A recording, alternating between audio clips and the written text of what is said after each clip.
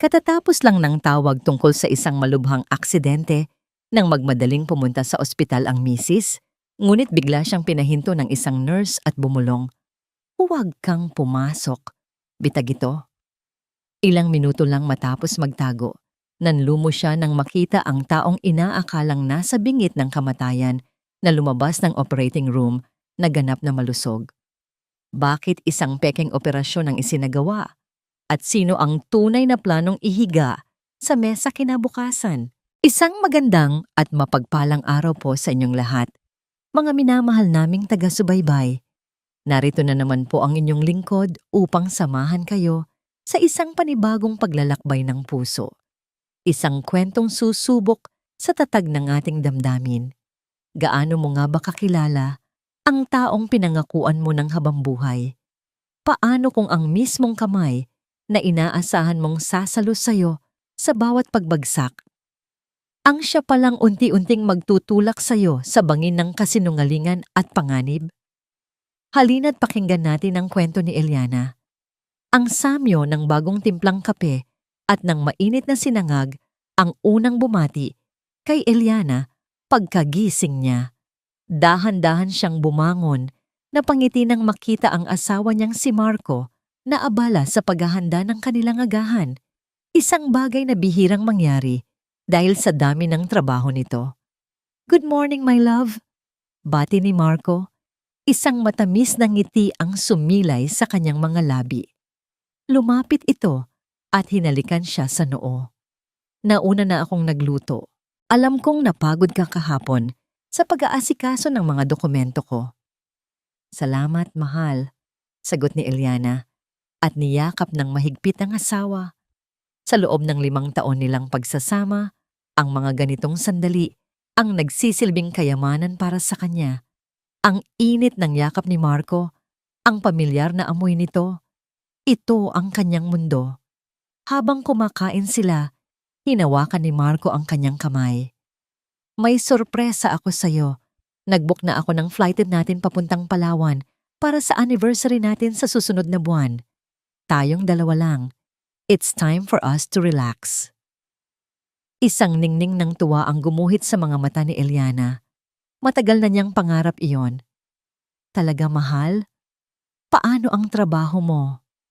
"Ako nang bahala," sagot ni Marco. Pinisi lang kamay niya. "You deserve this. We deserve this."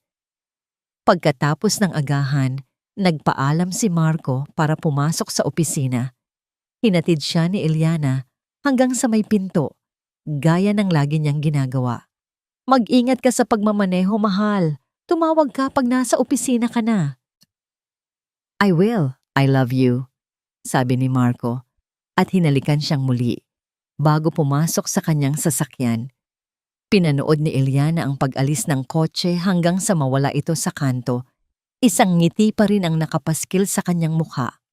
Wala siyang kamalay-malay na yon na pala ang huling umaga ng kapayapaan sa kanyang buhay. Makalipas ang halos 2 oras, habang nagdidilig ng halaman si Eliana sa kanilang hardin, biglang tumunog ang kanyang telepono. Isang hindi rehistradong numero. Noong unay nag-atubili siyang sagutin, ngunit may kung anong kaba siyang naramdaman. "Hello? Is this Mrs. Eliana Santos de Leon?" Tanong ng isang boses sa kabilang linya, formal at nagmamadali. "Opo, ako nga po. Sino to?" Narinig ni Eliana ang malakas na tunog ng sirena sa background. "Ma'am, I'm calling from the emergency response team. Ang asawa niyo po, si Mr. Marco de Leon, nasangkot po sa isang malubhang car accident sa may EDSA. Critical po ang lagay niya." Binitawan ni Eliana ang hawak niyang pandilig. Ang mga salitang kritikal at malubhang aksidente ay umalingaw-ngaw sa kanyang isipan na parang bombang sumabog at winasak ang kanyang tahimik na mundo. "Ano? Saan? Saang ospital niyo siya dinala?" Nanginginig niyang tanong. "St. Jude Medical Center po, ma'am. Dinala na po siya ngayon sa operating room. Kailangan niyo na po magpunta rito." Hindi na niya natapos ang sasabihin ng kausap. Binitiwan niya ang telepono at tumakbo papasok ng bahay. Ang tanging nasa isip niya ay si Marco, ang kanyang Marco. Hindi na niya nagawang magpalit ng damit. Kinuha lang niya ang susi ng kotse at ang kanyang pitaka at kumaripas ng takbo palabas. Kasabay ng pagpatak ng kanyang mga luha, ang biglaang pagbuhos ng malakas na ulan. Habang humahagibis siya sa daan, ang mga alaala nila ni Marco ay sunod-sunod na naglalaro sa kanyang isipan. Ang kanilang unang pagkikita, ang araw ng kanilang kasal, ang mga pangako nila sa isa't isa, ang bawat ngiti, bawat yakap. Ang mga alaala ay nagsilbing punyal na lalong sumusugat sa kanyang puso. Diyos ko, huwag po. Huwag niyo po siyang kunin sa akin. Paulit-ulit niyang dasal habang mahigpit ang kapit sa manibela. Ang ulan sa labas ay parang nakikidalamhati. Hinahampas ang salamin ng kotse at ginagawang malabo ang kanyang paningin, tulad ng hinaharap na biglang naging walang katiyakan. Pagdating niya sa St. Jude Medical Center, halos hindi na niya maiparada ng maayos ang sasakyan. Basang-basa ng ulan at luha, tumakbo siya papasok ng emergency entrance. Asawa ko, si Marco De Leon, na aksidente daw siya. Halos pasigaw niyang sabi sa nurse na nasa front desk. Kalma lang po ma'am, sabi ng nurse habang tinitingnan ang listahan sa computer. Opo, nandito po siya. Nasa third floor po sa may operating wing. Hindi na nag-aksaya ng panahon si Eliana. Tinakbo niya ang hagdanan, hindi na hinintay ang elevator. Bawat hakbang ay puno ng bigat at takot. Ang bawat pintong madaanan niya ay tila sumisigaw sa kanya ng masamang balita. Sa wakas, narating niya ang third floor. Mula sa malayo, natanaw niya ang isang pinto na may pulang ilaw sa itaas. Ang operating room. Patakbo siyang lumapit, handa nang itulak ang pinto, handang gawin ang lahat para lang makita ang kanyang asawa. Ngunit bago pa man dumampi ang kanyang kamay sa pinto, isang braso ang biglang humarang sa kanya. Sandali lang ma'am, napalingon siya. Isang yaya na may malamig na mga mata at seryosong muka ang nakatayo sa harap niya. Sa nameplate nito, nakasulat ang pangalang Lina Reyes. Kailangan kong makita ang asawa ko. Nasa loob siya. Pagpupumilit ni Eliana, pilit na kumakawala sa hawak nito, ngunit hindi siya binitiwan ng yaya. Sa halip, mas lalo itong lumapit sa kanya. Ang mga mata nito ay puno ng isang kahulugan na hindi niya maintindihan. Hinila siya nito palayo sa pinto, sa isang sulok ng pasilyo kung saan walang ibang tao. Bitawan mo ako. Ano ba? Ibinaba ng yaya ang kanyang boses sa isang pabulong na halos hindi marinig. Isang bulong na nagpatigil sa pagtibok ng puso ni Eliana. Huwag kang pumasok, mariin itong sabi habang mahigpit ang pagkakahawak sa braso niya. Isa itong patibong. Magtago ka ngayon na. Ang mga salitang iyon, isa itong patibong, ay tumusok sa pandinig ni Eliana na parang bubog. Ang kanyang isip, na kanina lang ay puno ng pag-aalala para kay Marco, ay biglang napuno ng kalituhan. Anong ibig mong sabihin? Naguguluhan na niyang tanong, pilit na binabawi ang kanyang braso. Ang asawa ko, nasa loob siya. Nag-aagaw buhay. Pero hindi nagpatinag si Nurse Lina Reyes. Mas lalong humigpit ang kanyang hawak at sa isang mabilis na kilos, itinulak siya nito patungo sa isang pinto na bahagyang nakaawang ilang hakbang lang mula sa kanila. Wala tayong oras. Pumasok ka rito at huwag kang gagawa ng kahit anong ingay. Utos nito sa mahinang boses. Bago pa man makapalag si Eliana, naipasok na siya ng yaya sa loob ng isang maliit at madilim na silid. Amoy panlinis at lumang papel. Isa itong supply closet. Mabilis na isinara ni Lina ang pinto, ngunit nag-iwan itong ng napakaliit na siwang, sapat lang para makasilip. Makinig ka lang, huling bulong ng yaya bago tuluyang nawala ang anino nito. Naiwan si Eliana sa kadiliman, nanginginig sa ginaw at takot. Ang puso niya ay dumadagundong sa kanyang dibdib, isang mabangis na tambol na tila gustong kumawala. Anong patibong? bakit siya kailangang magtago. Ang libo-libong tanong ay nag-uunahan sa kanyang isipan. Gusto niyang sumigaw, gusto niyang lumabas at hanapin si Marco. Ngunit may kung anong puwersa sa mga mata ng yaya na pumigil sa kanya. Dahan-dahan, idinikit niya ang kanyang mata sa siwang ng pinto. Ang kanyang paningin ay nakatutok sa pinto ng operating room kung saan ang lalaking pinakamamahal niya ay nakikipaglaban para sa kanyang buhay. O iyon ang akala niya. Bawat segundo ay parang isang oras. Ang bawat yabag ng paa sa pasilyo, ang bawat pag-ugong ng hospital cart ay nagpapatindig ng kanyang balahibo. Gusto niyang maniwala na isang masamang biro lang ang lahat ng ito, na nagkakamali lang ang yaya, na anumang oras ay lalabas ang isang doktor at sasabihing ligtas na si Marco. Ilang minuto pa ang lumipas na para sa kanya ay isang walang hanggang paghihintay nang ang pulang ilaw sa itaas ng pinto ng operating room ay biglang namatay. Napahawak si Eliana sa kanyang bibig. Heto na.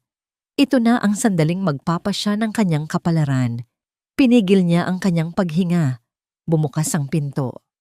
Ang unang lumabas ay si Dr. Ricardo Gomez, ang doktor na nakilala niya noon sa isang business party ni Marco. Ngunit wala sa mukha nito ang pagod o pag-aalala ng isang siruhanong katatapos lang ng isang kritikal na operasyon. Sa halip, nakangiti ito ng maluwag. At pagkatapos, kasunod niyang lumabas ang isang figura na nagpatigil sa pag-ikot ng mundo ni Eliana. Si Marco. Hindi ito nakahiga sa isang stretcher. Hindi ito putla o nanghihina. Nakatayo ito, tuwid na tuwid. Suot pa rin ang damit pang opisina sa ilalim ng bukas na hospital gown. At sa mukha nito ay isang ngiti ng tagumpay. Hindi makapaniwala si Eliana. Kumurap-kurap siya. Iniisip na baka namamalikmata lang siya dahil sa pagod at pag-iyak. Isang himala ba ito? Gumaling ba siya agad? Ngunit ang sumunod na eksena ang sumira sa lahat ng kanyang pag-asa at nagwasak sa kanyang puso sa milyon-milyong piraso. Isang babae ang lumabas mula sa isang sulok at agad na kumapit sa braso ni Marco. Si Isabel Cruz, ang bata at magandang assistant ni Marco. At sa harap mismo ng doktor, walang pakundangan siyang humalik sa pisngi nito.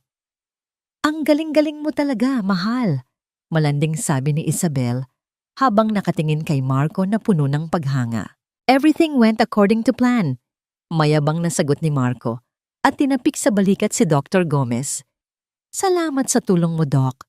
The fake medical charts, the stage accident scene, lahat perpekto. Walang problema," sagot ng doktor. Abot tenga ang nangiti.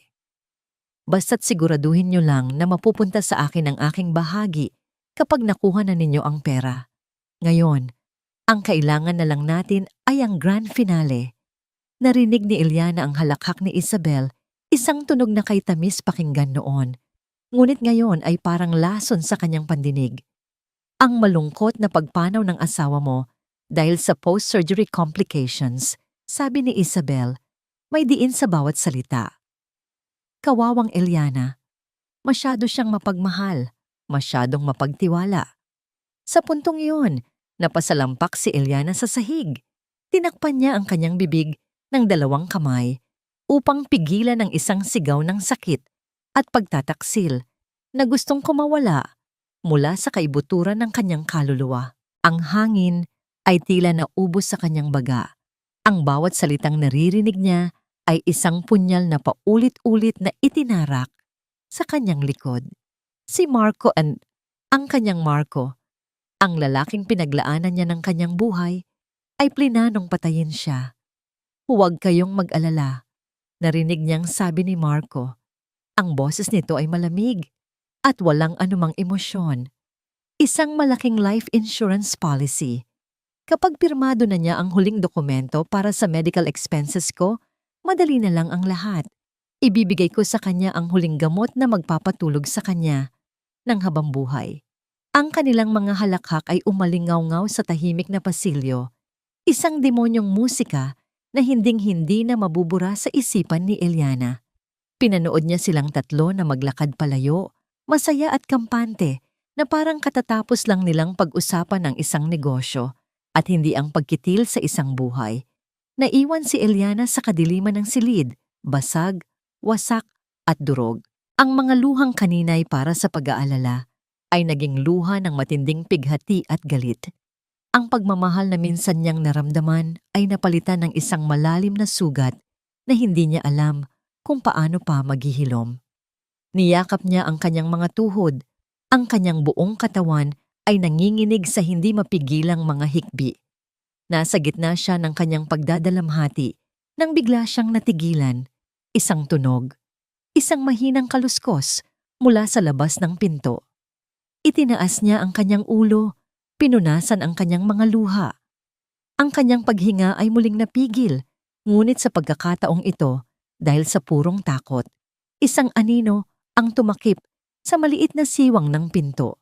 May taong nakatayo sa labas at pagkatapos, sa kanyang matinding kilabot, nakita niyang dahan-dahang umiikot ang doorknob. Nanigas si Eliana sa kanyang kinaupuan. Ang tunog ng dahan-dahang pagpihit ng doorknob ay mas malakas pa sa dagundong ng kanyang dibdib. Ito na ba ang katapusan niya? Papasok ba si Marco para tapusin ang kanyang plano ng mas maaga? Napapikit siya ng mariin, hinahanda ang sarili sa anumang mangyayari. Bumukas ang pinto, ngunit hindi si Marco o si Isabel ang kanyang nakita. Isang pamilyar na anino ang bumungad sa kanya, ang anino ni Nurse Lina Reyes. Mabilis itong pumasok at isinara ang pinto ng walang ingay. Lumuhod ito sa harap ni Eliana. Ang mga mata nito ay puno ng pag-aalala. "Ayos ka lang ba?" Mahina niyang tanong. Hindi makasagot si Eliana. Tumango lang siya habang patuloy na dumadaloy ang mga luha sa kanyang pisngi. Ang lahat ng lakas sa kanyang katawan ay tila naubos na. "Tumayo ka," sabi ni Lina, sa isang mahinahon ngunit may diin na boses. "Wala na sila. Kailangan nating umalis dito bago pa may makakita sa atin." Hinawakan ni Lina ang braso ni Eliana at marahan siyang itinayo. Para siyang isang manika na walang sariling buhay, nagpatianod lang habang ginagabayan siya ni Lina palabas ng supply closet, palusot sa mga hindi gaanong dinadaanan na pasilyo ng ospital. Dinala siya nito sa isang maliit na on-call room para sa mga nurse, isang silid na tahimik at malayo sa gulo. Pagkasara ng pinto, doon na tuluyang bumigay si Eliana. Napahagulgol siya ng malakas, isang tunog ng pusong pinira-piraso. Ang sakit ay napakatindi, isang laso na kumakalat sa bawat ugat ng kanyang katawan. Napaupo siya sa sahig, niyakap ang sarili, habang inilalabas ang lahat ng pighati. Hinayaan lang siya ni Lina. Naupo ito sa isang silya sa tabi niya, tahimik na naghihintay na humupa ang kanyang pag-iyak. Walang paghuhusga, tanging isang presensyang nagbibigay ng kakaibang kapanatagan sa gitna ng unos. Nang medyo kumalma na si Eliana, iniabutan siya ni Lina ng isang basong tubig. Bakit mo ako tinutulungan?" Hirap niyang tanong. Ang boses ay paos. Dahil sa kaiiyak, tumingin si Lina sa malayo. Ang kanyang mga mata ay tila naglalakbay sa isang masakit na nakaraan. "Dahil nakita ko na ang ganitong uri ng kasamaan noon, mismong dito sa ospital na ito." Kinuha ni Lina ang kanyang wallet at may inilabas na isang luma at medyo kupas ng litrato. Isang larawan ng dalawang dalagitang masayang magkaakbay. Ang isa ay kahawig ng nakababatang bersyon ni Lina. "Ito si Ana," sabi ni Lina, habang marahang hinahaplos ang larawan. "Ang bunso kong kapatid. 5 taon na ang nakalipas, na-admit siya rito para sa isang simpleng operasyon sa appendix. Ang nag-opera sa kanya, si Dr. Ricardo Gomez. Isang malamig na kuryente ang gumapang sa gulugod ni Eliana. Naging matagumpay daw ang operasyon." Pagpapatuloy ni Lina, may pait sa kanyang boses. Pero kinabukasan, nagkaroon daw siya ng biglaang complication. Namatay siya bago pa man ako makarating. Walang malinaw na paliwanag, Ang sabi lang nila, ginawa nila ang lahat. Pero alam ko sa puso ko na may mali. May tinatago sila. Ibinalik ni Lina ang tingin kay Eliana. At sa pagkakataong yon, nakita ni Eliana ang parehong sakit na nararamdaman niya sa mga mata ng yaya. Palagi kong pinagdudahan si Dr. Gomez at nang marinig ko ang pag-uusap nila ng asawa mo kanina sa telepono bago ka dumating, lahat ay nag-ugnay-ugnay. Hindi ko nahahayaang may isa pang buhay na masira dahil sa kasakiman niya. Ang kwento ni Lina ay tumagos sa puso ni Eliana. Sa isang iglap, ang kanyang pighati ay nahaluan ng ibang emosyon, galit. Isang nag-aalab na galit para sa mga taong walang awang nanakit sa kanya at ngayon, nalaman niyang nanakit din pala ng iba. Dahan-dahan siyang tumayo at lumapit sa isang salamin na nakasabit sa dingding. Tiningnan niya ang kanyang sarili, ang namumugto niyang mga mata, ang gusot niyang damit, ang larawan ng isang babaeng talunan. Ngunit sa ilalim ng lahat ng iyon, may nagsimulang umusbong. Isang maliit na titis ng apoy. Hindi siya magpapatalo. Hindi niya hahayaang magtagumpay ang mga ito para sa sarili niya. At ngayon, para na rin kay Ana, pinunasan niya ang kanyang mga luha. Ang kanyang mga kamay, na kanina'y nanginginig, ay unti-unting kumatatag. Humarap siya kay Lina, ang kanyang mga mata ay wala ng bahid ng pagiging biktima. Napalitan iyon ng matigas na determinasyon. Hindi ako tatakas, mariin niyang sabi. Hindi ko sila bibigyan ng ganoong kasiyahan. Babalik ako doon. Magpapanggap akong walang alam. Kukuha ako ng ebidensya. Ibabagsak ko silang lahat. Isang bahagyang nangiti ang sumilay sa labi ni Lina sa unang pagkakataon. Iyan ang inaasahan kong marinig. Kinuha ni Lina ang kanyang bag at may inilabas na 2 bagay. Isang maliit na burner phone at isang recorder na hindi mas malaki sa kanyang hinlalaki. Gamitin mo ito, sabi ni Lina. Iniabot ang mga ito kay Eliana. Ang teleponong ito, para sa komunikasyon nating dalawa. Huwag mong gagamitin ang personal phone mo. At itong recorder, itago mo palagi. I-record mo ang bawat pag-uusap. Kailangan natin ng matibay na pruweba. Kinuha ni Eliana ang mga gamit. Ang bigat ng mga ito sa kanyang palad ay simbolo ng bigat ng laban na kanyang haharapin. Ngunit sa pagkakataong ito, hindi na siya nag-iisa. Babalik ako sa bahay, sabi ni Eliana. Ang kanyang boses ay buo na. Mag-aantay ako sa kanya. Aarte akong parang isang asawang nag-aalala. Mag-ingat ka, Eliana, paalala ni Lina. Mapanganib sila. Mas mapanganib ako ngayon, sagot ni Eliana. Isang malamig na kislap ang gumuhit sa kanyang mga mata. Nang akmang maglalakad na siya palabas ng pinto, biglang nag-vibrate ang burner phone sa kanyang kamay. Napatingin sila ni Lina sa isa't isa. Isang text message mula sa isang numerong ipinasa ni Lina, ang numero ni Marco. Binuksan ito ni Eliana. 2 maikling pangungusap lang ang laman nito, ngunit sapat na yon para magpadala ng yelo sa kanyang mga ugat. Mahal ko, gising na ako. Halika na. Huminga ng malalim si Eliana. Itinaas niya ang kanyang tingin kay Lina at tumango. Nagsimula na ang palabas. Huminga ng malalim si Eliana. Isang hiningang tila kumukuha ng lahat ng natitirang lakas sa buong universo. Pinunasan niya ang huling bakas ng tunay na luha sa kanyang pisngi at sinanay ang sarili. Sa harap ng salamin sa on-call room, pinagmasdan niya ang kanyang refleksyon. Ang babaeng nakatingin pabalik ay hindi na ang Eliana kanina lang. Ang mga mata niya ay may apoy pa rin, ngunit ngayon, natatabunan na iyon ng isang perpektong maskara ng pighati at pag-aalala.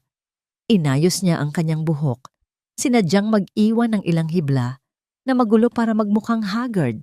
Kinagat niya ang kanyang labi para mamula ito ng bahagya at pagkatapos ay lumakad palabas. Bawat hakbang pabalik sa private room ni Marco ay isang pagsubok. Ang pasilyo ay tila naging isang mahabang entablado at siya ang aktres na sasalang sa pinakamahalagang pagganap ng kanyang buhay. Ang script ay nasa kanyang isip. Ikaw, si Eliana Santos de Leon, ang mapagmahal na asawa. Ang asawa mo ay naaksidente. Nag-aalala ka. Mahal na mahal mo siya. Paulit-ulit niyang sinabi iyon sa kanyang isip na parang isang mantra na poprotekta sa kanya mula sa katotohanang alam niya. Nang marating niya ang pinto ng kwarto, huminto siya sandali. Inipon ang lahat ng emosyon na kailangan niya. Pighati, takot, pag-asa. At pagkatapos, dahan-dahan niyang itinulak ang pinto. Ang unang bumungad sa kanya ay ang pamilyar na amoy ng ospital, isang pinaghalong amoy ng antiseptic at sakit. At pagkatapos, nakita niya si Marco. Nakahiga ito sa kama, may benda sa ulo, at nakakabit na IV drip sa kanyang braso. Nakapikit ito, isang perpektong larawan ng isang taong kagagaling lang sa bingit ng kamatayan. Sa isang sulok, abala sa pag-aayos ng mga bulaklak sa mesa si Isabel.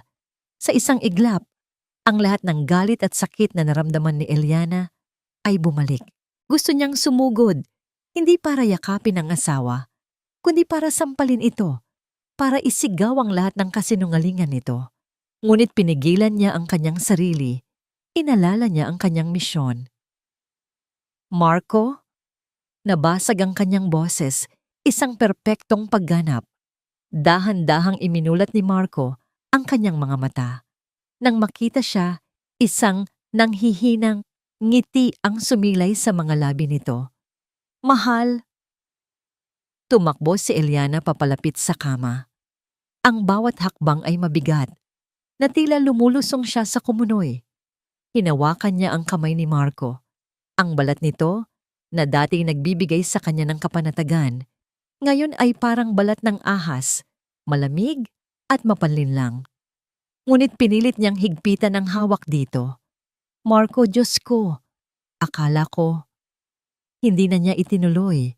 Hinayaan niyang magsalita ang mga luhang kusa niyang pinatak. Mga luhang para sa pagganap, mga luhang para sa babaeng pinatay na niya sa kanyang puso. Shh! I'm okay now, mahal. I'm here! Bulong ni Marco, hinahaplos ang kanyang buhok. Ang bawat haplos ay parang apoy na pumapaso sa kanyang anit. Grabe ang pag-aalala namin sa iyo, Sir Marco. Sabat ni Isabel, lumalapit sa kanila. Ang kanyang boses ay puno ng pekeng pag-aalala. Lalo na si Ma'am Eliana. Hindi po siya mapakali kanina. Tumingin si Eliana kay Isabel. Ang babaeng kabit ng kanyang asawa, ang kasabwat sa pagpatay sa kanya, ay nakatayo sa harap niya, nagpapanggap na isang matulunging empleyado. Nakita ni Eliana ang isang saglit na pagkutya sa mga mata ni Isabel, isang tingin na mabilis ding nawala at napalitan ng pakikiramay. Salamat, Isabel. Pilit nang ngumiti si Eliana. Gusto niyo po ba ng tubig, ma'am? Kukuha ko po kayo. Alok ni Isabel. Ako na. Mabilis na sagot ni Eliana. Kailangan niya ng dahilan para makalayo kahit sandali. Kailangan niyang kontrolin ang panginginig ng kanyang mga kamay. Kumuha siya ng isang baso at pitzel ng tubig sa side table. Habang nagsasalin, sinadya niyang manginig ang kanyang kamay, dahilan para matapon ang tubig sa mga dokumentong hawak ni Isabel na nakapatong sa mesa. Ay nako, sorry! Sabi ni Eliana, puno ng pagkataranta. Pasensya ka na, Isabel, nanginginig pa rin ako hanggang ngayon. Nako, okay lang po, ma'am, sabi ni Isabel, halatang naiinis habang pinupunasan ang mga nabasang papel. Medyo importante lang po itong mga papeles para sa insurance. Patutuyuin ko lang po muna sa laba. At sa isang iglap, nagtagumpay ang maliit na plano ni Eliana. Lumabas si Isabel ng kwarto, dala ang mga basang dokumento, at naiwan silang dalawa ni Marco. Bumalik si Eliana sa tabi ng kama, umupo, at muling hinawakan ang kamay ng asawa. Anong nangyari, mahal? Ang sabi lang nila sa akin, na aksidente ka.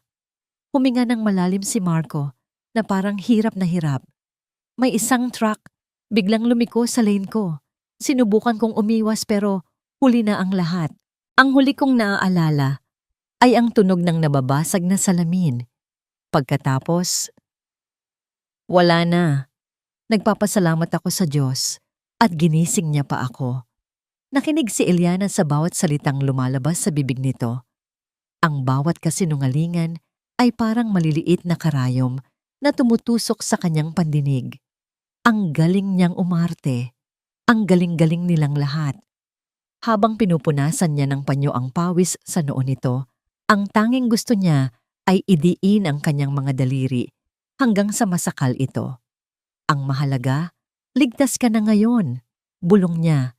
Pinipilit na maging malambing ang kanyang boses. Kumuha siya ng isang mansanas at maliit na kutsilyo mula sa fruit basket na dinala ni Isabel. Nagsimula siyang magbalat. Ang simpleng gawaing iyon na dati puno ng pagmamahal, ngayon ay isang mekanikal na kilos. Ang bawat hiwa ng kutsilyo sa balat ng mansanas ay parang isang hiwa sa kanyang puso. Nasa kalagitnaan siya ng pagbabalat ng bigla. At walang babalang hinawakan ni Marco ang kanyang kamay. Dahilan para mahinto siya. Ang kutsilyo ay nanatiling nakatigil sa prutas. Tinitigan siya ni Marco ng diretso sa mata. Ang mga mata nitong kanina lang ay mukhang nanghihina, ay biglang nagkaroon ng kakaibang talas. May problema ba, mahal? Tanong nito. Ang boses ay seryoso. Bakit parang ang lamig ng mga kamay mo? Makalipas ang 2 araw na puno ng kasinungalingan at pagpapanggap sa ospital, tuluyan na ring pinalabas si Marco. Ang pag-uwi nila sa kanilang bahay ay hindi tulad ng dati.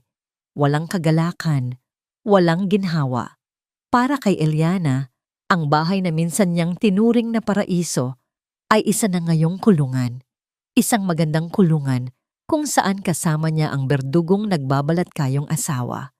Sa mga sumunod na araw, perpekto ang naging pagganap ni Eliana.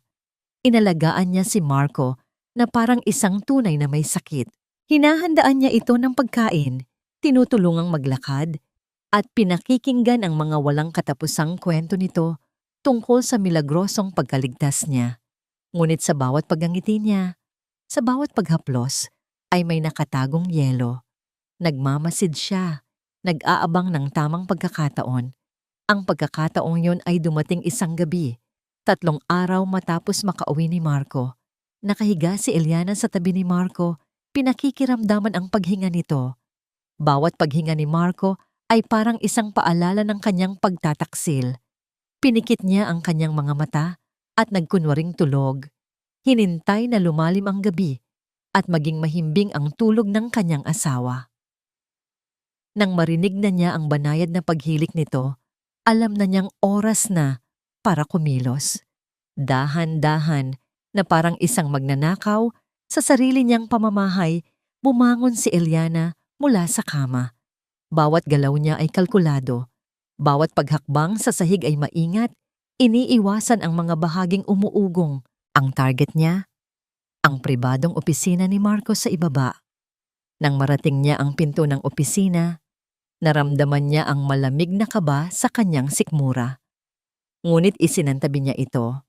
Pinihit niya ang doorknob. Nakalock, gaya ng inaasahan niya.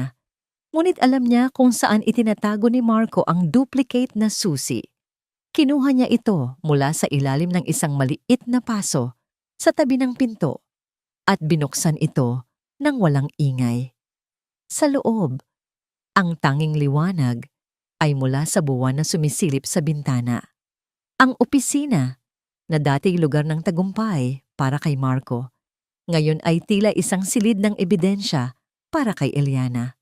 Nagsimula siyang maghanap. Binuksan niya ang bawat drawer, sinuri ang bawat folder. Walang anumang kahina-hinala. Hanggang sa napansin niya ang isang maliit na kahon na gawa sa kahoy sa ilalim ng mesa, nakatago sa likod ng mga lumang libro. Nakakandado. Ngunit ang susi nito ay madali niyang natagpuan, nakasabit kasama ng iba pang susi sa keyholder ni Marco. Nanginginig ang mga kamay na binuksan niya ito. At sa loob, naroon na nga. Isang itim na smartphone na hindi pamilyar sa kanya. At sa ilalim nito, isang makapal na folder. Binuksan niya muna ang folder. Nanlaki ang kanyang mga mata sa nakita.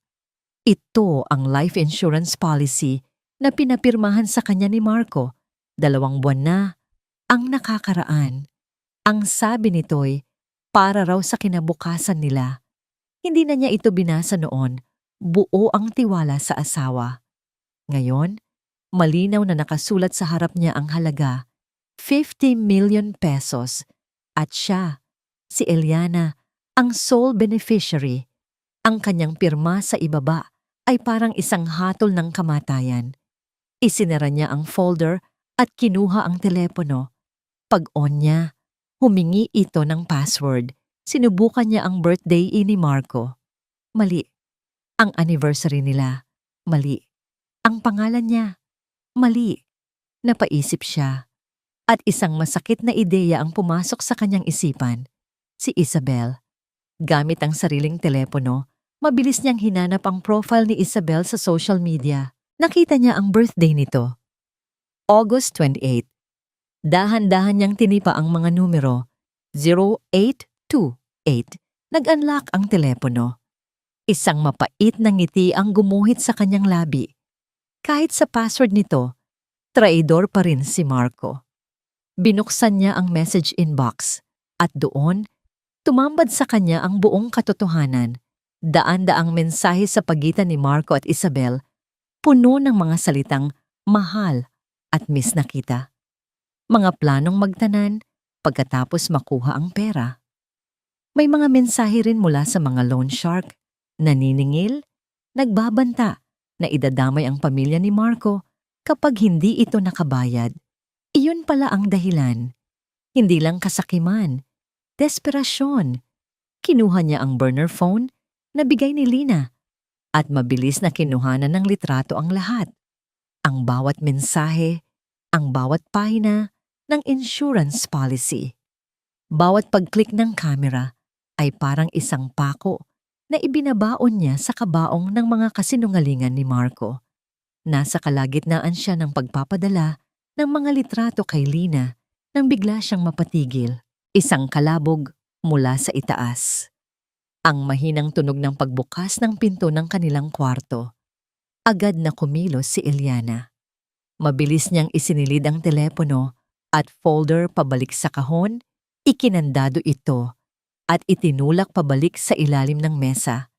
Pagkatapos, walang ingay siyang sumilong sa ilalim ng malaking lamesa.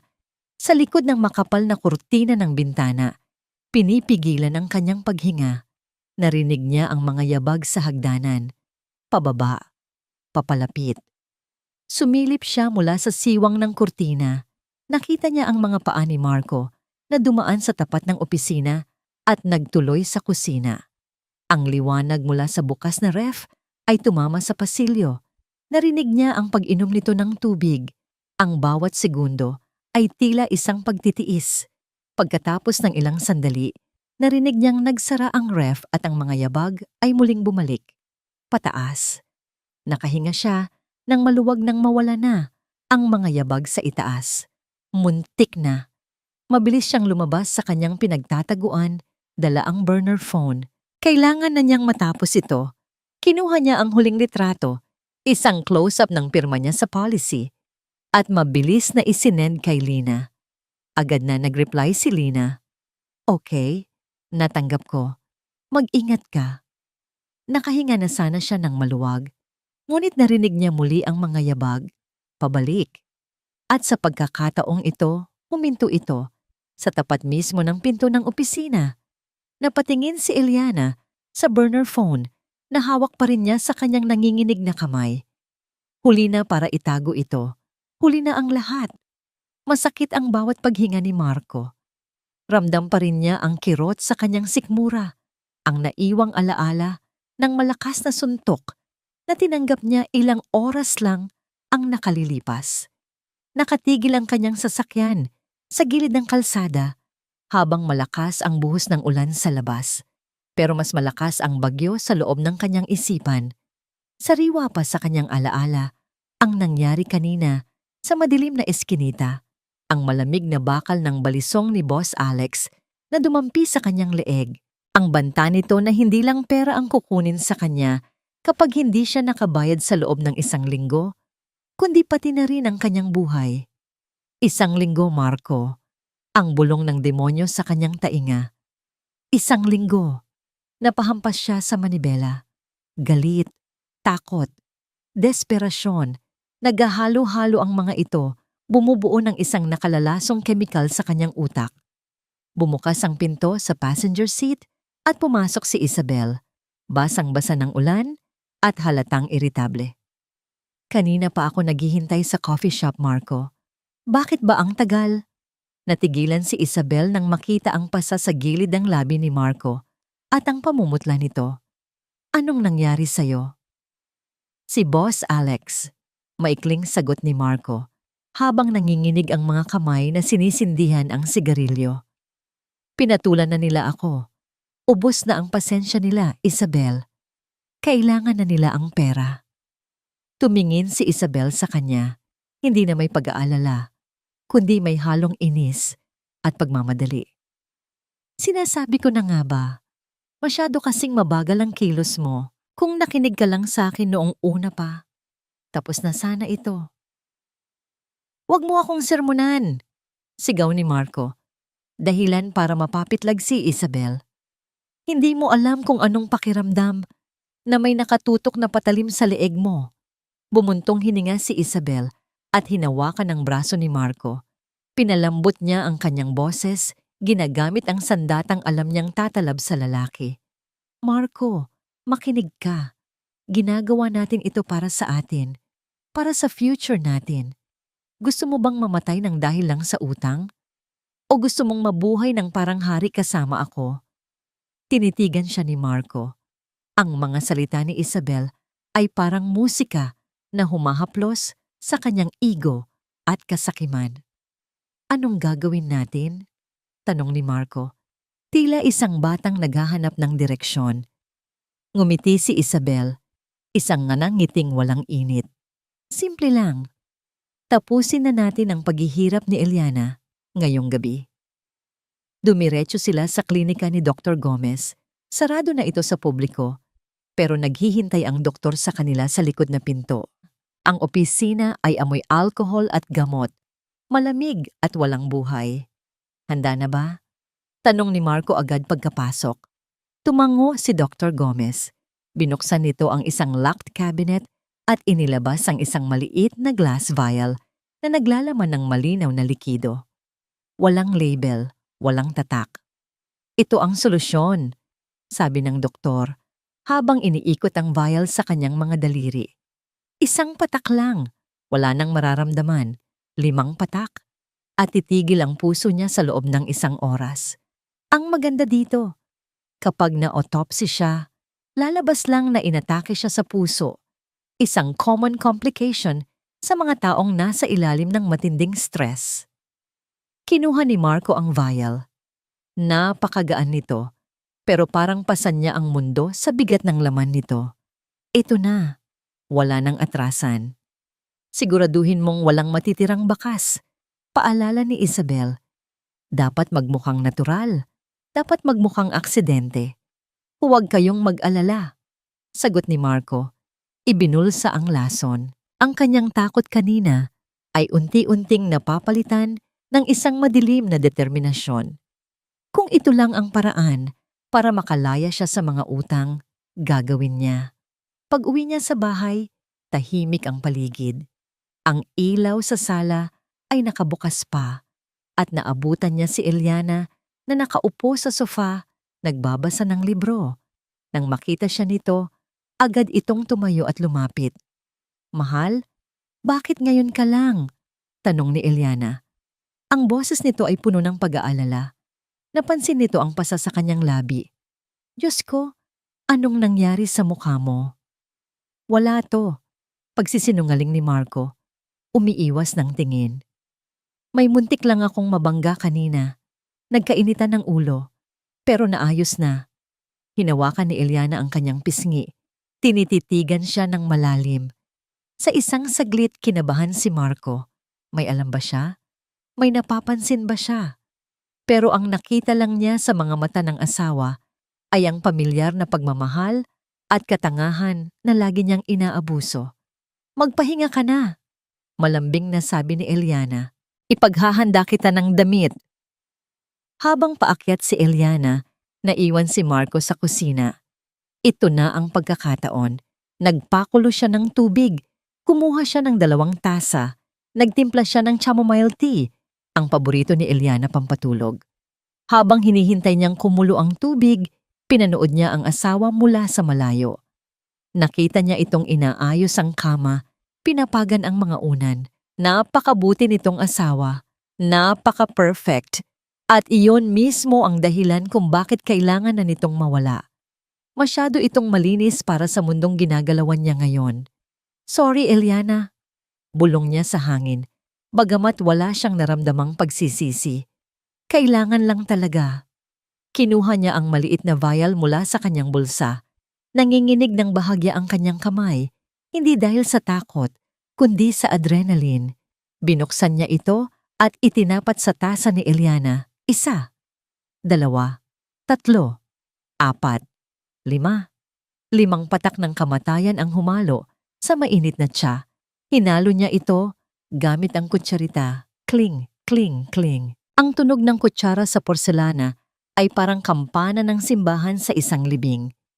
Itinapon niya ang vial sa basurahan at tinabunan ito ng mga balat ng prutas.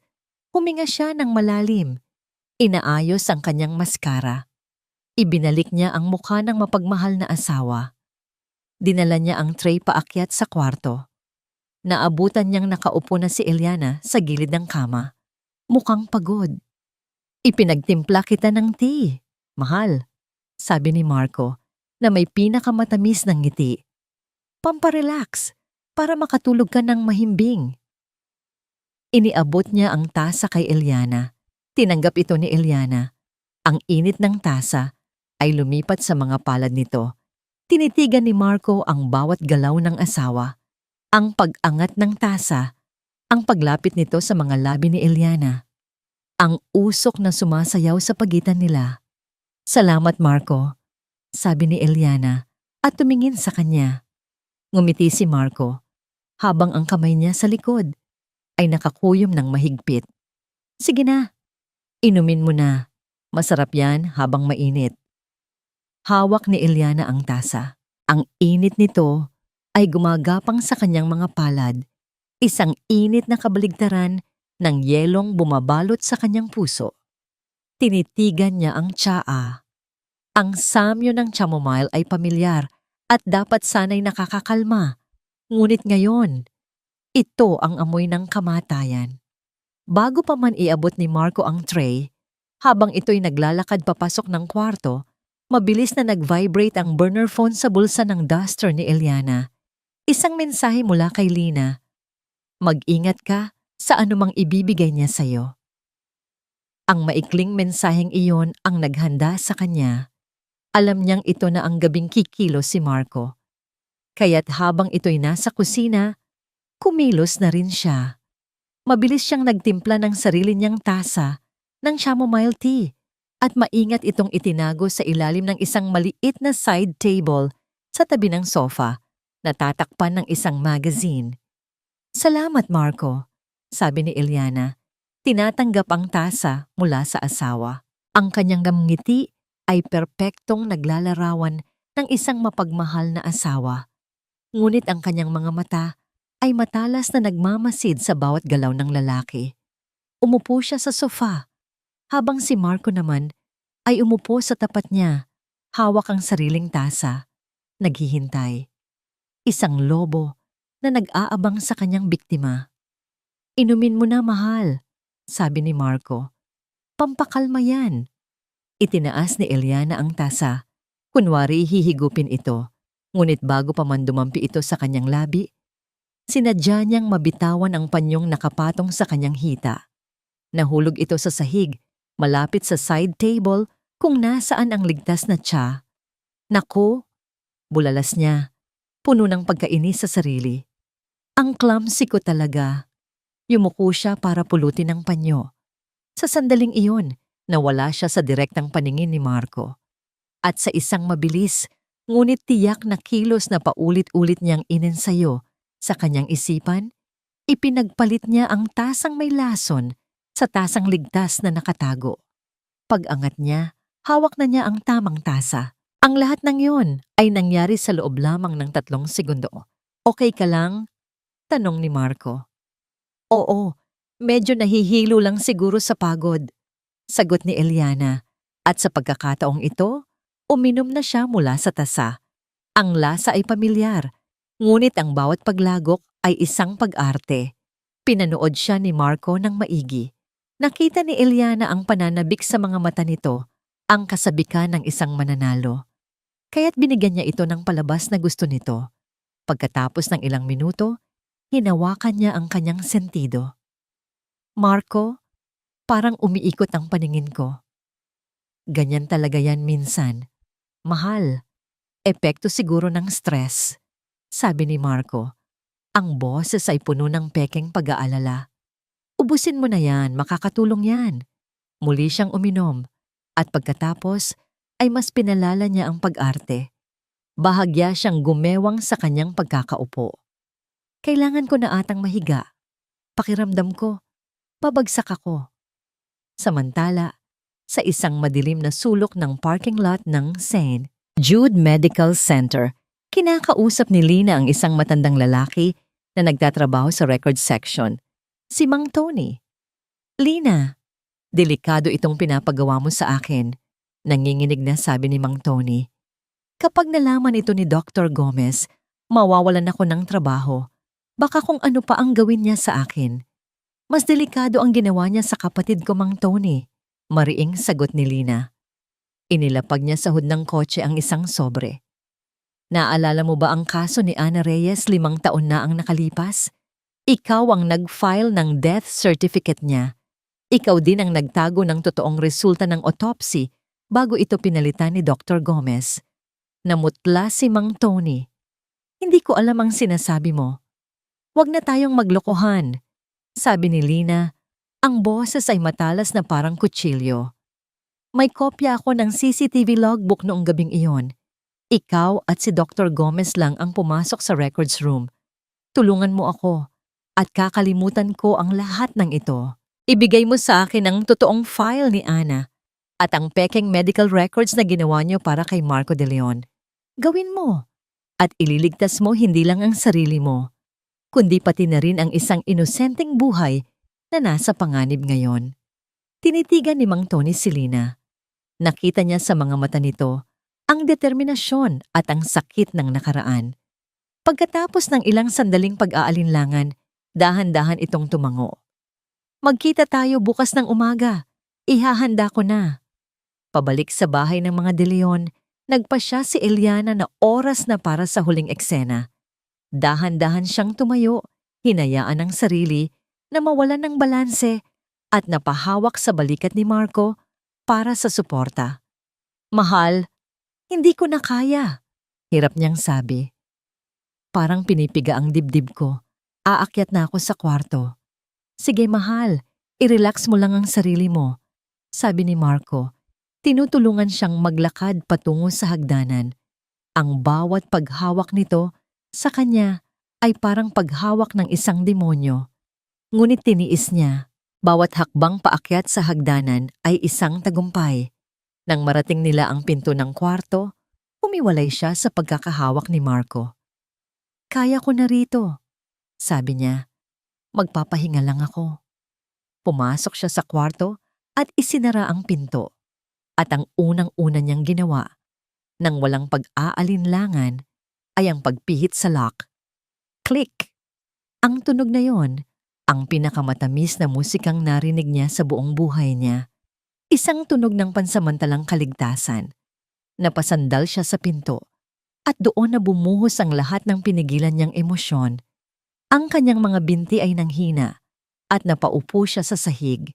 Ang kanyang puso ay dumadagundong sa kanyang dibdib, isang halo ng takot at tagumpay. Nagawa niya. Naloko niya ito.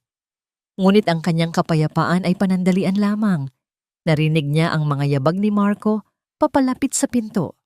At pagkatapos, narinig niya ang pagpihit ng doorknob. Hindi ito bumukas. Sinubukan ulit. At ulit. Isang katok. Mahina sa simula, pagkatapos ay lumakas. "Mahal, okay ka lang ba?" Tanong ni Marco mula sa labas. Ang boses nito ay nagbabalik sa pagiging maalalahanin. "Bakit mo nilak ang pinto?" Ang bawat katok ni Marco sa pinto ay parang malakas na dagundong sa dibdib ni Eliana. Ang tanong nito, "Bakit mo nilak ang pinto?" ay umalingaw-ngaw sa kanyang isipan. Kailangan niya ng mabilis at kapani-paniwalang sagot. "Marco." Hirap niyang sagot, sinasadyang gawing mahina at paos ang kanyang boses. "Nahihilo talaga ako. Aakala ko banyo itong napasukan ko. Nilak ko lang dahil sa reflex. Hayaan mo muna ako. Sandali lang. Mahihiga lang ako." Narinig niya ang pagtigil ni Marco sa labas. Isang mahabang katahimikan na mas nakakakaba pa kaysa sa mga katok. Pagkatapos ng ilang segundo, narinig niya ang mga yabag nito palayo. Nakahinga siya ng maluwag, ngunit alam niyang hindi pa tapos ang laban. Sa katunayan, nagsisimula pa lang ang pinakadelikadong bahagi. Alam niyang sa mga oras na ito, ang pagdududa ni Marco ay unti-unti nang nagiging suspetsa. Wala na siyang oras. Kung hindi siya kikilos ngayon, baka wala nang bukas para sa kanya. Tumayo siya. Kinuha niya ang maliit na voice recorder na bigay ni Lina mula sa ilalim ng unan. Sinuri niya ito. Naka-on. May sapat na baterya. Ito ang kanyang alas. Lumabas siya ng kwarto. Dala ang tapang na hinugot niya mula sa kaibuturan ng kanyang pagkatao. Naabutan niya si Marco sa sala. Nakatayo malapit sa bintana. Nakatalikod. Ang tahimik nitong figura ay nagbabadya ng panganib. Habang ito'y hindi nakatingin, mabilis na kumilos si Eliana. Inilagay niya ang maliit na recorder sa ilalim ng sofa sa pagitan ng mga cushion kung saan ito'y hindi madaling makita. Pagkatapos, huminga siya ng malalim at nagsimula na. "Marco?" sabi niya. Sinisikap na maging kalmado ang kanyang boses. Humarap ito. Ang mukha nito ay seryoso. Wala na ang maskara ng pag-aalala. "Akala ko ba magpapahinga ka na?" "Hindi ako mapakali." Sagot niya, lumalapit. "Marco, may nakita ako kanina sa opisina mo. Mga papeles, mga bill ng credit card. Iyon ang pain." Inihagis niya ito. Nag-aabang kung kakagatin ng kalaban. Kumunot ang noo ni Marco. "Nanghihimasok ka ba sa mga gamit ko?" "Hindi sa ganoon." Pagtanggi ni Eliana. "Naghahanap lang ako ng ballpen. Pero nakita ko, Marco, ang laki ng mga utang mo. Mga utang na hindi mo sinasabi sa akin. At hindi lang iyon. May nakita rin akong mga resibo, mga hotel, mga alahas na hindi naman para sa akin."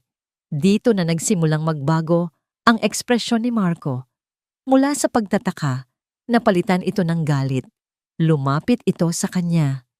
"At ano ngayon ang gusto mong palabasin, Eliana?" "Ang gusto kong malaman ay ang totoo," sabi ni Eliana. Itinaas ang kanyang boses para magmukhang isang asawang nasasaktan at naguguluhan. "Saan napupunta ang pera natin? Sino ang babae mo? Marco, nagbago ka na. Simula pa noong maaksidente ka." Ang salitang maaksidente ay sinadya niyang bigyan ng diin.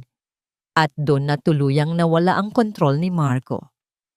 "Tumigil ka na, Eliana," sigaw nito. Ngunit sa halip na tumigil, mas lalo pa siyang itinulak ni Eliana sa bitag. "Hindi ako titigil hanggat hindi mo sinasabi ang totoo.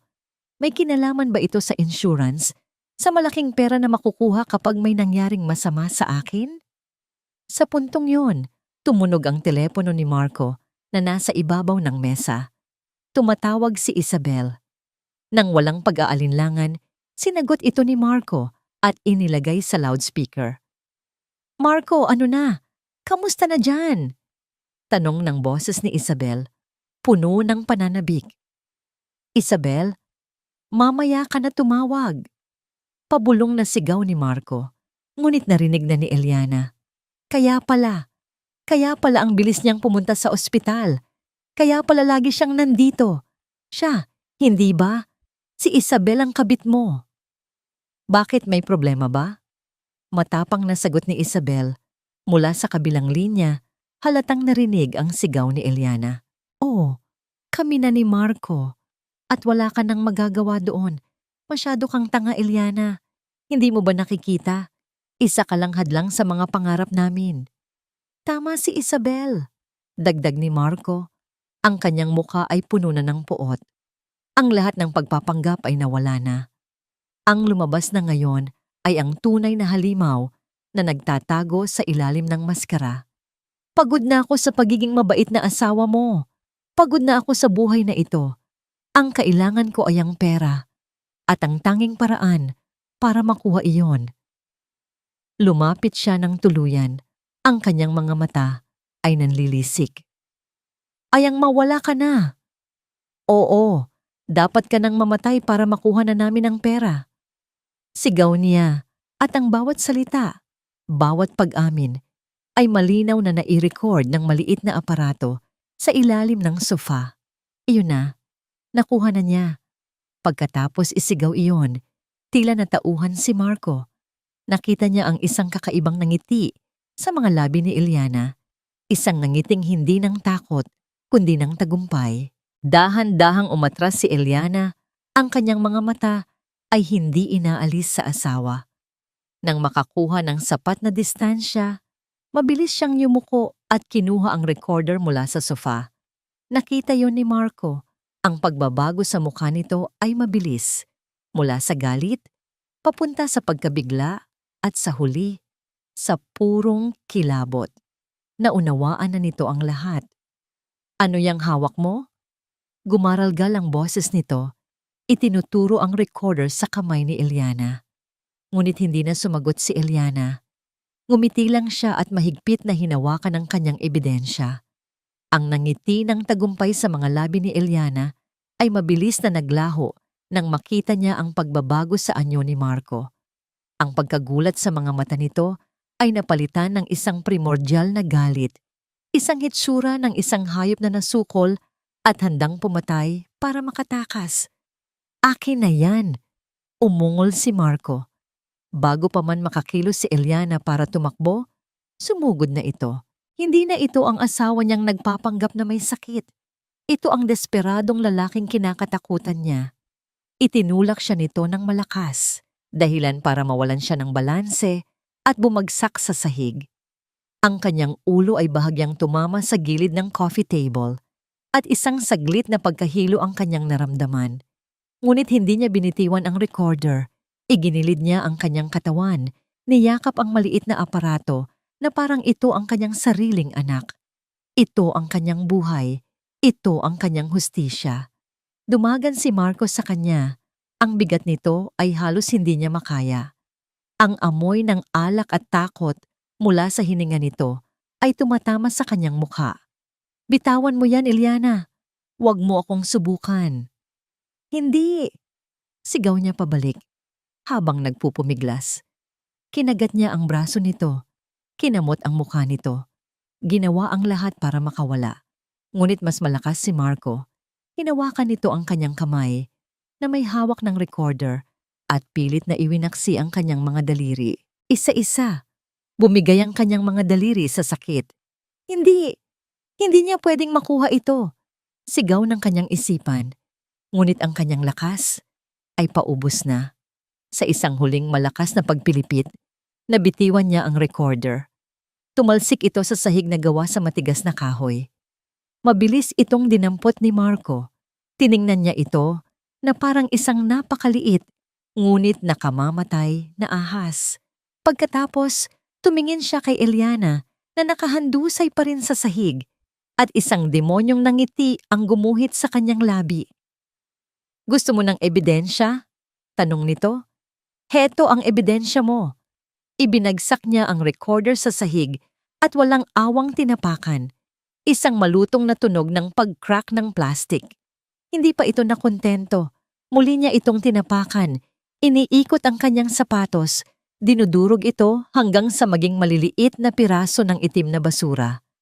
Para kay Eliana, ang tunog na yon ay mas masakit pa kaysa sa anumang suntok. Pinanood niya ang pagkadurog ng kanyang tanging pag-asa, ang lahat ng kanyang tapang, lahat ng kanyang plano, lahat ng kanyang tiniis, lahat ay nawala sa isang iglap. Kasabay ng pagkadurog ng recorder, ang biglaang pagbukas ng pinto. Pumasok si Isabel. Nakita niya ang eksena. Si Marco na hingal na nakatayo at si Eliana nalugmok sa sahig. Agad niyang naunawaan ang lahat. Walang hiya ka. Sigaw ni Isabel, ngunit hindi para kay Marco, kundi para kay Eliana. Mabilis siyang lumapit at walang sabi-sabing sinampal si Eliana ng buong lakas. Ang sampal ay umalingaw-ngaw sa buong sala. Naramdaman ni Eliana ang init at hapdi sa kanyang pisngi, ang pagring sa kanyang tainga. Wala na siyang lakas para lumaban. Tumingala lang siya sa 2 taong sabay na wumasak ng kanyang buhay. Akala mo matatalo mo kami? Sabi ni Isabel habang nakatingin sa kanya mula sa itaas. Matalino ka, Eliana, aaminin ko, pero hindi sapat. Ano nang gagawin natin sa kanya? Tanong ni Marco, halatang natataranta pa rin. Hindi na natin kailangang magmadali. Sagot ni Isabel, ang boses ay malamig na parang yelo. Alam na niya ang lahat. Hindi na natin siya pwedeng pakawalan. Hinawakan nilang dalawa si Eliana sa magkabilang braso at pilit na itinayo. Kinakaladkad siya palabas ng bahay, patungo sa likod bahay. Nagpumiglas siya, ngunit wala na siyang lakas. Ang kanyang mga paa ay halos hindi na sumasayad sa lupa. Itinulak nila siya sa loob ng isang maliit na bodega sa hardin, isang madilim at amoy lupang silid na pinaglalagyan ng mga lumang gamit sa paghahalaman. Madilim at masikip. Bumagsak si Eliana sa malamig na sementadong sahig. Mag-isip-isip ka na sa mga kasalanan mo, Eliana, sabi ni Marco mula sa labas ng pinto. Ang kanyang boses ay nanginginig, isang halo ng galit at takot. Magpaalam ka na sa mundo. Bukas, wala ka na. Pagkatapos ay narinig niya ang malakas na pagbagsak ng pinto at ang tunog ng pag-ikot ng susi sa kandado. Isang tunog na nagsasara hindi lang ng pinto, kundi pati na rin ng kanyang kinabukasan. Naiwan si Eliana sa pusikit na kadiliman. Doon, sa gitna ng katahimikan, tuluyan ng bumuhos ang kanyang mga luha. Ang pag-asa na binuo niya sa mga nakalipas na araw ay tuluyan ng gumuho. Talo na siya. Ang kanyang katapusan ay nakatakda na. Niyakap niya ang kanyang mga tuhod, hinahayaan ang sarili na malunod sa kawalan ng pag-asa. Ngunit habang umiiyak siya, may naramdaman siyang isang bagay sa bulsa ng kanyang duster. Isang maliit at matigas na bagay na nakalimutan na niya. Dahan-dahan, nanginginig niyang ipinasok ang kanyang kamay sa bulsa at kinuha niya ito. Ang pangalawang recorder, ang backup na ipinilit ni Lina na dalhin niya para sa oras ng kagipitan. Isang maliit na kislap ng pag-asa ang sumiyalay sa kanyang puso. Hindi pa huli ang lahat, ngunit nang tiningnan niya ito sa dilim, ang maliit na kislap na yon ay agad na nilamon ng panibagong takot. Sa gilid ng recorder may isang ilaw, isang maliit na pulang ilaw, at ito'y hindi nakatigil. Ito'y kumukurap-kurap, low battery, malapit ng maubos. Ang kumukurap-kurap na pulang ilaw ng recorder ay hindi isang tanda ng kabiguan para kay Eliana. Ito ay isang orasan, isang hudyat na wala na siyang oras para sa luha at pag-aalinlangan. Ang bawat segundo ay mahalaga. Ang takot sa kanyang dibdib ay hindi nawala.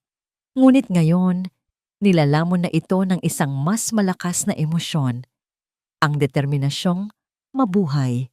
Hindi pa tapos ang laban. Kinapa niya ang kanyang buhok sa dilim. Naramdaman niya ang dulo ng isang metal na hairpin na ginamit niya kaninang umaga. Dahan-dahan niya itong inalis. Ito ay isang maliit at manipis na bagay, ngunit sa mga oras na yon, ito ang kanyang tanging susi sa kalayaan. Gumapang siya, papalapit sa pinto. Pinakinggan niya ang paligid.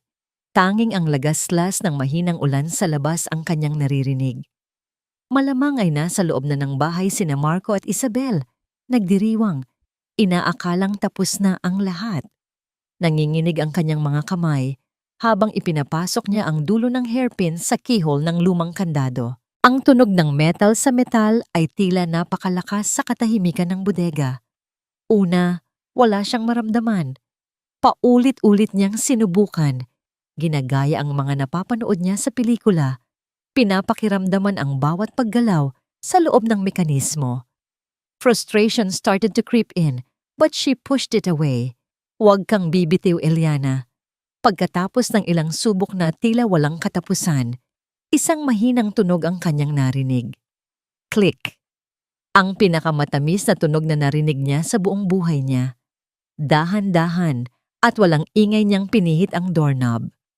Bumukas ito. Malaya na siya. Ngunit hindi siya tumakbo palayo. Hindi pa pwede. Ang ebidensya ay nasa recorder. Ang hustisya ay naghihintay sa loob ng bahay. Gamit ang dilim ng gabi at ang takip ng mga halaman sa hardin, gumapang siya papalapit sa bahay. Bawat patak ng ulan ay nagsilbing kakampi. Tinatago ang anumang ingay na kanyang magagawa. Sumilip siya sa bintana ng sala. Wala sila doon. Maingat niyang binuksan ang pinto sa likod na alam niyang laging sira ang lock. Nakapasok siya.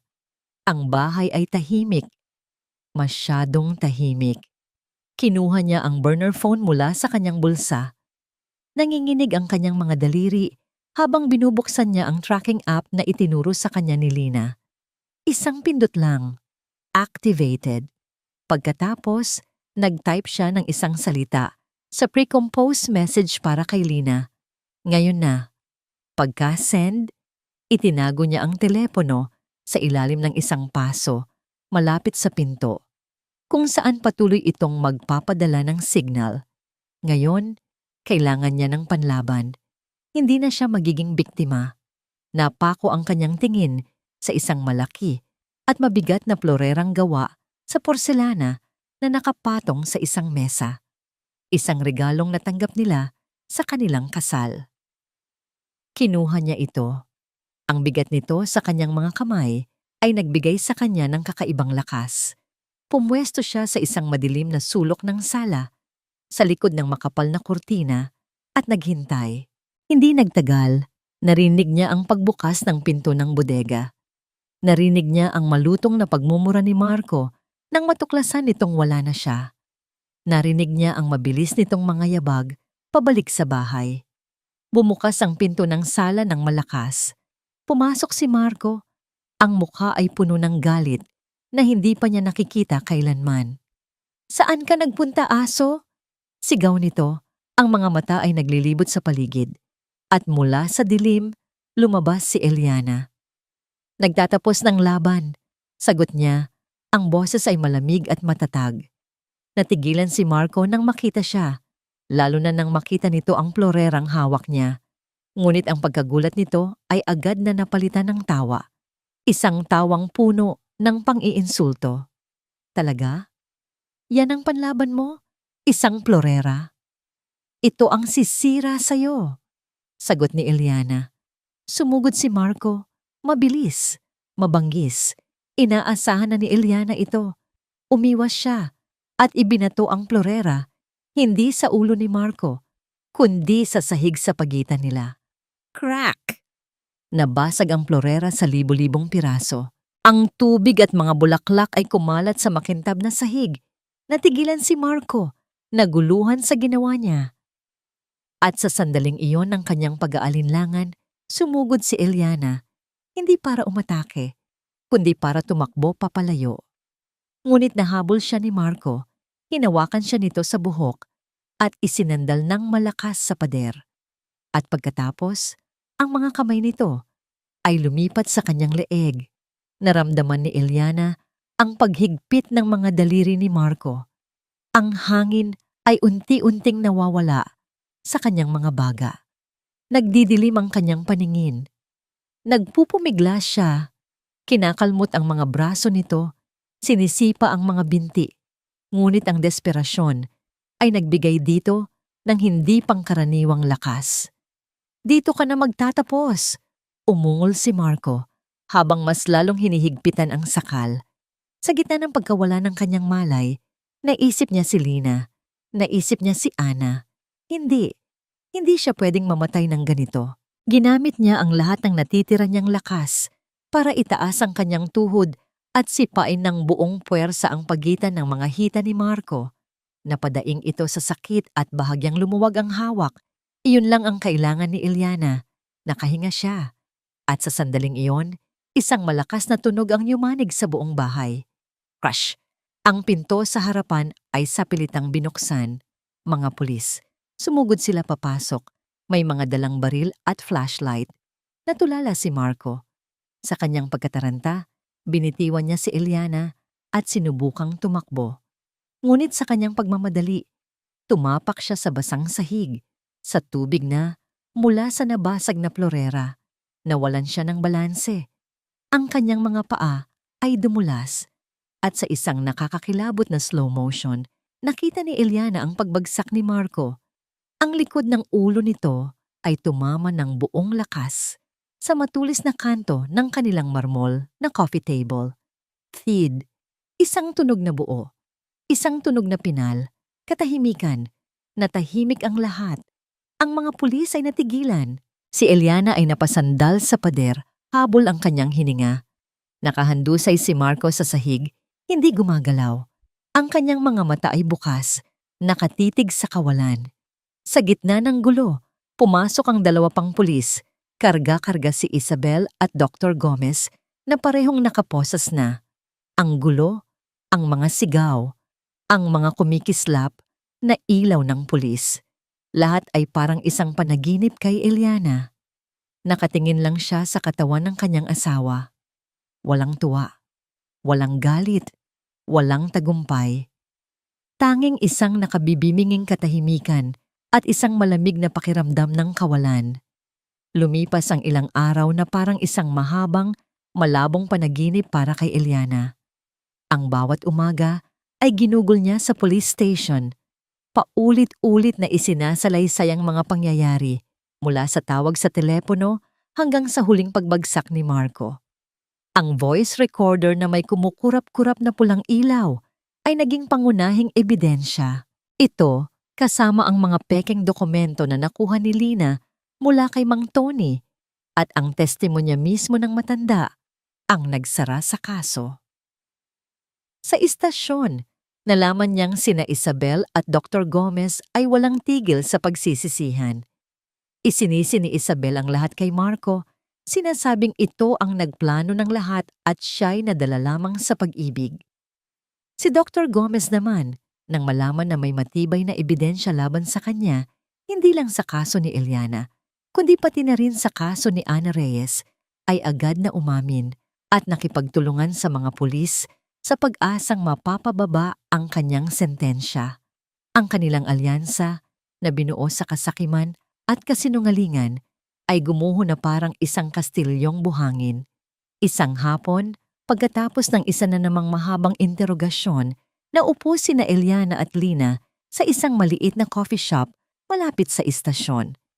Ito ang unang pagkakataon na nakahinga sila ng maluwag. "Salamat, Lina," sabi ni Iliana habang hinahalo ang kanyang kape. "Kung hindi dahil sa'yo." "Pareho lang tayong naghahanap ng hustisya, Iliana," putol ni Lina. "Ikaw ang nagbigay sa akin ng lakas ng loob para ituloy ang laban para kay Ana. Dahil sa'yo, sa wakas, makakamit na niya ang kapayapaan." May isang ngiting sumilay sa labi ni Lina. Isang ngiting na ngayon lang nakita ni Iliana. Isang ngiting malaya sa bigat ng nakaraan. "Salamat sa'yo." Nagpatuloy ang kanilang usapan, hindi na tungkol sa krimen at pagtataksil, kundi tungkol sa mga simpleng bagay. sa paborito nilang pagkain, sa mga lugar na gusto nilang puntahan. Sa sandaling iyon, hindi sila dalawang estrangherong pinagtagpo ng trahedya, kundi dalawang kaibigan na nakahanap ng lakas sa isa't isa. Kinabukasan, tumawag ang ospital. Hindi ang St. Jude, kundi isang pampublikong ospital kung saan dinala si Marco pagkatapos ng insidente. Kailangan daw niyang pumunta para sa isang mahalagang update. Nagpunta si Eliana. Ang kanyang puso ay mabigat sa hindi maipaliwanag na dahilan. Sinalubong siya ng isang doktor na may seryosong mukha. Dinala siya nito sa isang maliit na opisina. Mrs. De Leon, panimula ng doktor. Stable na po ang kondisyon ng asawa ninyo. He survived. Ngunit, huminto ang doktor. Tila naghahanap ng tamang mga salita. Ngunit dahil po sa tindi ng pagkakabagsak at ang pinsala sa kanyang spinal cord sa may cervical area, he will be a quadriplegic. Mananatili po siyang paralisado mula leeg pababa habang buhay. Ang mga salita ay lumutang sa hangin. Paralisado. Mula leeg pababa habang buhay. Isang mapait na kabalintunaan. Isang malupit na tula na isinulat ng tadhana. Ang lalaking nagpanggap na baldado para sa pera ay haharapin ngayon ang isang buhay na nakahiga, walang magawa at nakadepende sa awa ng iba. Isang parusang mas masahol pa sa kamatayan. Ang karma ay dumating sa paraang hindi niya inaasahan. Maaari niyo po siyang makita kung gusto ninyo, sabi ng doktor. Naglakad si Eliana patungo sa kwarto ni Marco. Ang bawat hakbang ay mabigat. Huminto siya sa labas ng pinto, sa tapat ng maliit na salamin. Mula roon, nakita niya si Marco, nakahiga sa kama, ang kanyang mga mata ay bukas at nakatitig sa kisame. Ang dating anyo nitong arogante at makapangyarihan ay wala na. Ang natira na lang ay isang basag na katawan sa loob ng isang basag na kaluluwa. Pinanood niya ito sa loob ng 1 minuto. Walang galit, walang awa, walang pagmamahal.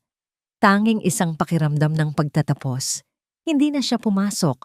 Dahan-dahan siyang tumalikod at nagsimulang maglakad palayo. Sa bawat hakbang palayo sa kwartong iyon, nararamdaman niya ang paggaan ng kadenang matagal nang nakapulupot sa kanyang puso. Ang bawat hakbang ay isang paglaya. Paglabas niya ng ospital, ang sikat ng hapon ay tumama sa kanyang mukha.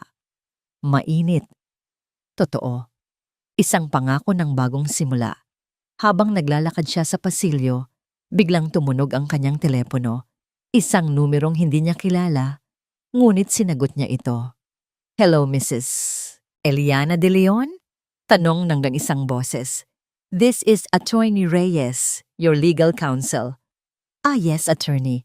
Sagot ni Eliana. I just want to inform you, ma'am. Sabi ng abogado. I have just filed the annulment papers. Given the circumstances, with the evidence of criminal intent and infidelity, the court will likely expedite the process. Malapit ka nang maging malaya, ma'am. Officially. Salamat, attorney. Sabi ni Eliana. At sa unang pagkakataon, sa loob ng napakatagal na panahon, isang tunay at payapang ngiti ang sumilay sa kanyang mga labi. Tumigil siya sa paglalakad. Tumingala siya sa langit. Ang mga ulap ay unti-unting humahawi, nagbibigay daan sa asul na kalangitan. Huminga siya ng malalim. Pinupuno ang kanyang baga ng hangin ng kalayaan. Tapos na. Sa wakas, tapos na ang lahat. Lumipas ang 6 na buwan. Ang malamig at madilim na alaala ng nakaraan ay unti-unti nang naglaho na parang isang masamang panaginip na tinatangay ng bukang liwayway. Para kay Eliana, ang bukang liwayway ay hindi na lamang isang bahagi ng araw. Ito na ang kanyang bagong buhay. Ibinenta niya ang bahay na minsan niyang pinangarap na maging pugad ng kanilang pamilya. Ibinenta niya ang lahat ng bagay na nagpapaalala sa kanya kay Marco. Ang pera mula sa legal na parte niya sa kanilang mga ari-arian, kasama ang isang bahagi ng insurance na iginawad sa kanya ng korte bilang danyos, ay ginamit niya para magsimulang muli. Malayo sa magulo at maingay na Maynila, Sa isang tahimik na bayan sa tabi ng dagat sa Batangas, natagpuan niya ang kanyang sarili. Doon, tinupad niya ang isang pangarap na matagal na niyang ibinaon sa limot. Nagtayo siya ng isang maliit na panaderya at coffee shop na tinawag niyang Bukang Liwayway Cafe.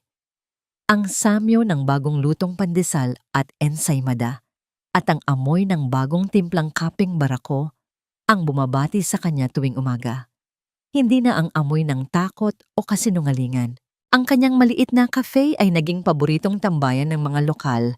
Kilala nila siya hindi bilang si Eliana de Leon na biktima ng isang malagim na krimen, kundi bilang si Ate Eliana na may pinakamatamis na ngangiti at pinakamasarap na tinapay sa buong bayan.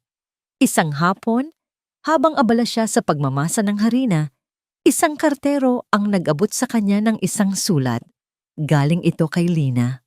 Umupo si Eliana sa isa sa mga mesa sa labas ng kanyang cafe kung saan tanaw niya ang payapang dagat.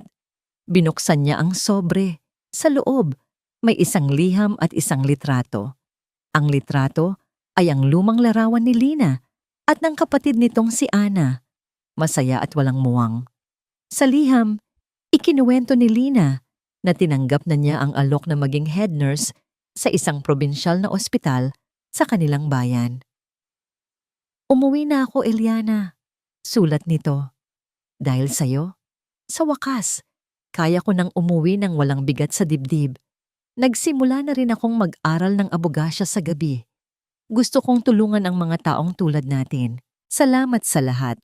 Balang araw, dadalawin kita at titikman ko ang sikat mong ensaymada. Napangiti si Eliana habang binabasa ang sulat. Masaya siya para sa kaibigan. Masaya siyang pareho na silang nakahanap ng kapayapaan. Nang papalubog na ang araw, pagkatapos isara ang kafe, naglakad-lakad si Eliana sa dalampasigan. Hinubad niya ang kanyang tsinelas at hinayaan ang maligamgam na tubig dagat na humaplos sa kanyang mga paa. Ang bawat alon na humahampas sa dalampasigan ay tila naghuhugas ng mga huling bakas ng sakit sa kanyang nakaraan. Naalala niya si Marco. Nabalitaan niyang inilipat na ito sa isang pampublikong pasilidad para sa mga nangangailangan ng pangmatagalang pangangalaga. Walang dumadalaw. Maging ang sarili nitong pamilya ay itinakwil na ito. Si Isabel at Dr. Gomez naman ay nagsimula ng pagbayaran ng kanilang mga kasalanan sa loob ng kulungan. Ngunit habang iniisip niya sila, wala na siyang naramdamang galit o pait. Tanging isang pakiramdam ng pagtanggap. Sila ang gumawa ng kanilang tadhana. Tadhana at siya si Eliana ang gumawa ng sarili niyang bagong simula. Tumingin siya sa papalubog na araw. Ang kulay kahel at rosas na kalangitan ay isang napakagandang tanawin. Mag-isa siya, ngunit hindi siya malungkot. Sa unang pagkakataon sa kanyang buhay, naramdaman niya ang tunay na kalayaan, ang pagiging buo. Huminga siya ng malalim, nilalasap ang alat ng hangin. Hinayaan niyang tangayin ng hangin ang kanyang buhok. Bukas, sisikat muli ang araw. At sa kanyang muling paggising, babatiin niya ito hindi bilang isang biktima, hindi bilang asawa ng isang taksil, kundi bilang si Eliana. Isang babaeng panadero, isang kaibigan, isang babaeng sinubok ng tadhana, ngunit sa huli, natagpuan ng lakas na muling bumangon mula sa mga abo ng kanyang nasirang buhay. At habang nakatayo siya doon, sa pagitan ng papadilim na lupa at ng nagliliwanag na langit, alam niyang handa na siya. Handa na siya para sa lahat ng bukang liwayway na darating pa sa kanyang buhay. Sa huling bahagi ng kwentong ito, malinaw na ang kasinungalingang itinayo sa kasakiman at pagtataksil ay laging may wakas. Maaaring pansamantalang magtagumpay ang masama sa pamamagitan ng panlilinlang at karahasan, ngunit sa oras na ang katotohanan ay mabunyag, mabilis ding guguho ang kanilang mundo. Ang lakas ng loob, talino, at pagtutulungan ng mga taong piniling lumaban ay nagpapatunay na ang kabutihan ay may gantimpala at ang masamang intensyon ay hahantong sa sariling kaparusahan. Walang perpektong krimen kapag may konsensya at tapang na handang manindigan. Para sa inyo na nakikinig ngayon, ano ang gagawin ninyo kung kayo ang biglang makadiskubre ng isang planong naglalagay sa buhay ninyo sa panganib? Magtitiwala ba kayo sa kutob ninyo o haharapin agad ang katotohanan kahit masakit? Sana ay nasa mabuti kayong kalagayan habang pinapakinggan ang kwentong ito. Kumusta ang puso at isipan ninyo ngayon? Ibahagi ninyo ang inyong saloobin sa comments. Binabasa namin iyon at tunay naming pinahahalagahan ang bawat isa sa inyo. Salamat sa patuloy na pagsuporta at paglalaan ng oras para makinig.